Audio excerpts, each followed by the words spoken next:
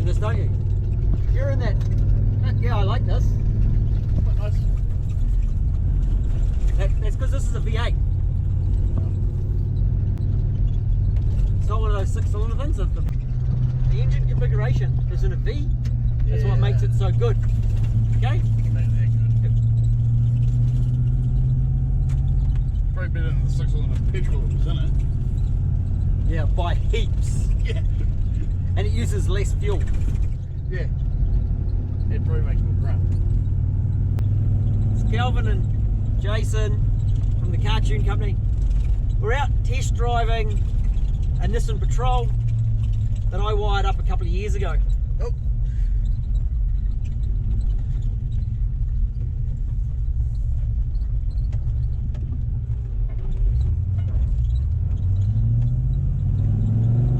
The customer wanted us to do a check over it because it's been a couple of years since we've gone over it, checked it out. We did all the wiring, customer fitted up the engine, converted it from an auto to a manual, so it's got a Safari or a Patrol gearbox in it. It's got. That there. Are we on petrol or gas? I think we're on gas at the moment, eh? Yeah, it's on gas. Not on petrol. Nah, leave it on gas. He uses it on gas most of the time. It just switches over. It starts on petrol, warms up, switches to gas. Fuel trims are less than 5%. Kind of a doughy in the middle there, just. I could add a bit of fuel there if you wanted, but he also wants some economy.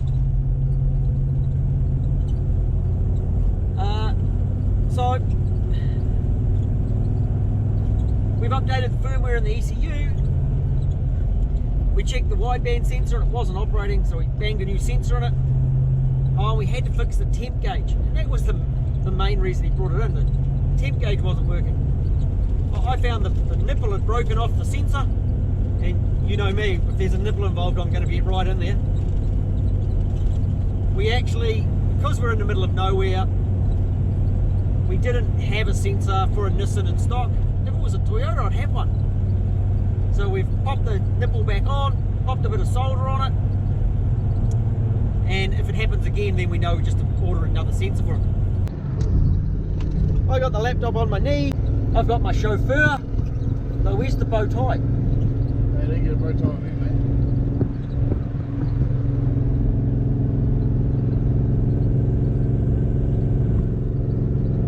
0.88 there. Want a bit more? Yes. Yeah, so the LPG on this vehicle mimics whatever the engine ECU is doing. So if I tune the link, it adjusts the LPG. Because the LPG is just copying, trying to produce the same airflow ratio. What's controlling the timing? Just the link still? Yeah, so the link controls the timing.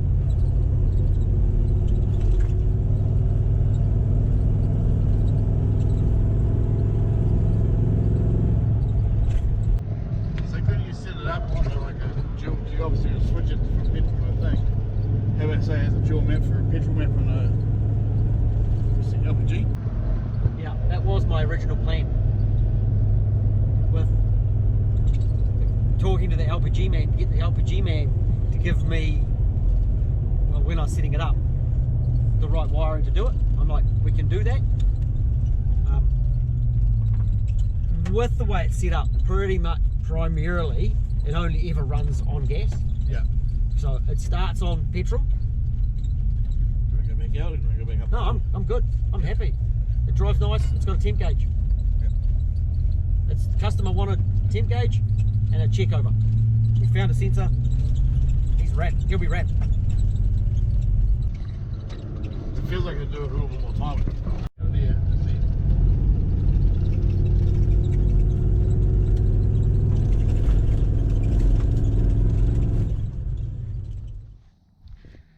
So from the outside, this is just a normal looking Nissan Patrol. It used to have a TB45 in it.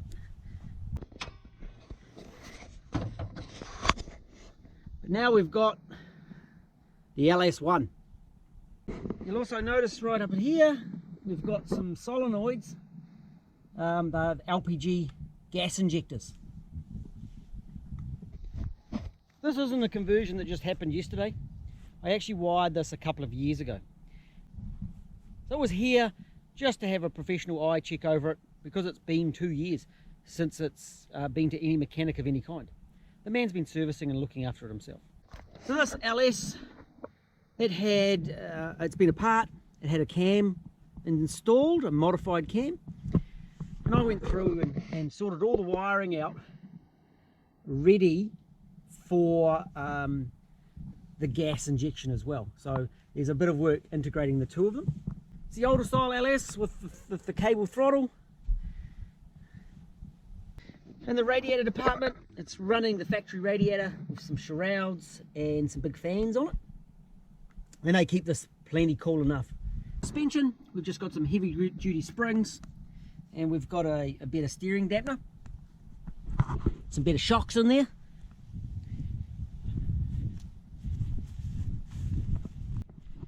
And the tow bar has done a heap of work. This has been the man's main work truck, and why not have a truck that's actually fun to drive? He uses it nearly every day, tows big trailers with it, puts all his work gear in the back, puts the dog on the back seat, extra stuff on the front seat, and off he goes and does work. And cutting down trees, logging, it's hard work, it's hard on vehicles. And this thing's taken a hammering, but it's looking really good. It's like it was done just the other day. He purchased a kit from Mark's Adaptors in Australia and installed the engine himself, mounted up the gearbox, drive shafts, exhaust that came with it, and then he employed me to just help him out with solutions like the fuel system. The LS is returnless, so it's got a returnless fuel filter in it. A better fuel pump in the tank, because that wasn't up to the job. It was getting a bit tired after many years of running the TB45, and it certainly wasn't going to handle the 5.7 litres of the LS. So this is managed by a link storm, and it's mounted up in the factory enclosure inside the cabin. To make sure the speedo is correct, up in here is a Dakota digital speedo unit. So underneath, big exhaust pipe, and up into that area there is a set of headers. We're not going to go up there. When this was converted, it was swapped from automatic to manual, but you can get all factory Safari or Patrol parts for it. So that made it really, really easy to do. He's actually got another one of these. He was thinking of cutting the back off it. I'm not actually sure if he's done that yet. For us over here in New Zealand, it has been in and got a certification, so it's all legal on the road. I see vehicles like this, and by fitting in the LS engine, he's got more power and he uses less fuel than the old Nissan TB45. It's not the only one we've worked on in the area. There happens to be more of these around, and they're just such lovely vehicles to use and drive. And most of them are used every day as work trucks, so it's a really good setup. So I hope that's been helpful. We're actually going to go forward driving now. Enough of this working stuff for the week. We're going to go get in our little Suzukis and go get muddy. We'll talk to you again soon.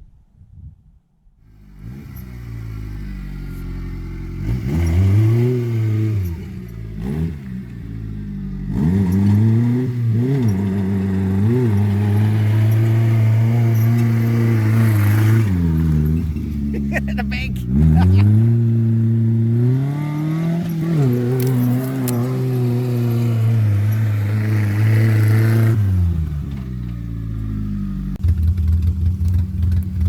I was so close.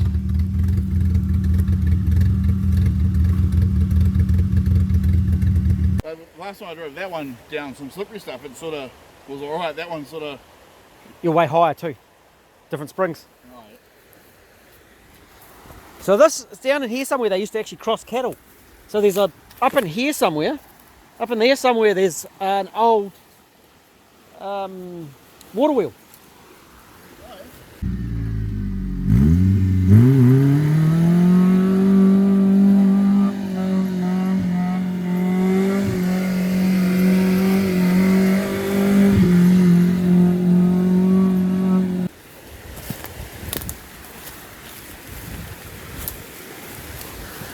And there's a bridge. We'll go over to the bridge in a moment. So this is the stream. Look at that, lovely.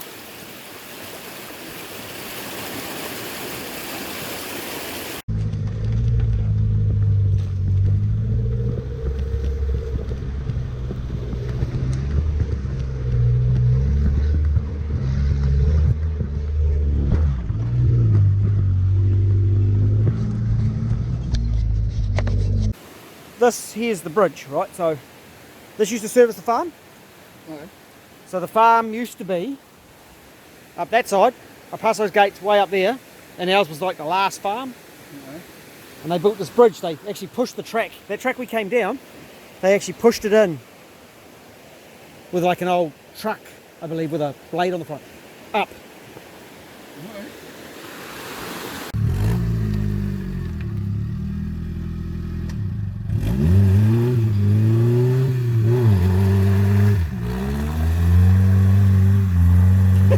He's finding out that two-wheel drive doesn't actually work.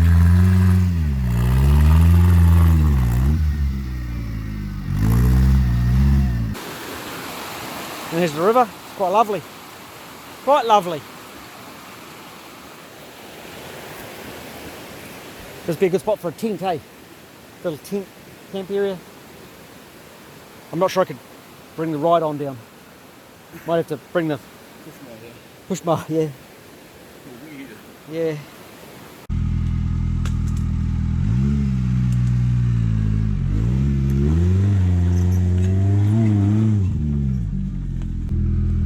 You made it look easy. What? I would have made it up the first time. Not so much in one that doesn't have any suspension travel. This is where you get to winning. We'll get up to the slippery spot and then I'll try the bypass.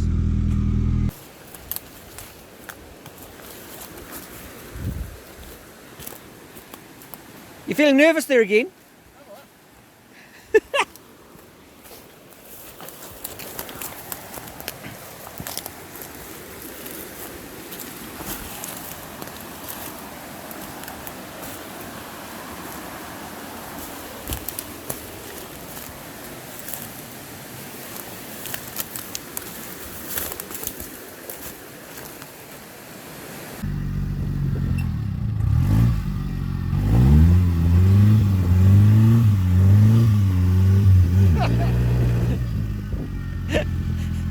How's that two-wheel drive?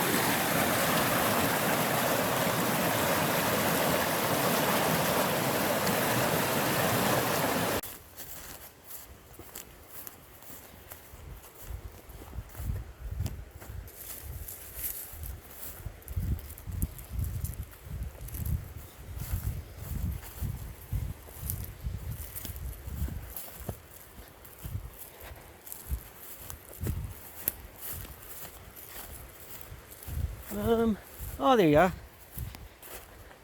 Oh, we're back ready to come in. You cheated. I went down the river. What's he doing? Jason's not a four-wheel driver. There he goes. That's it.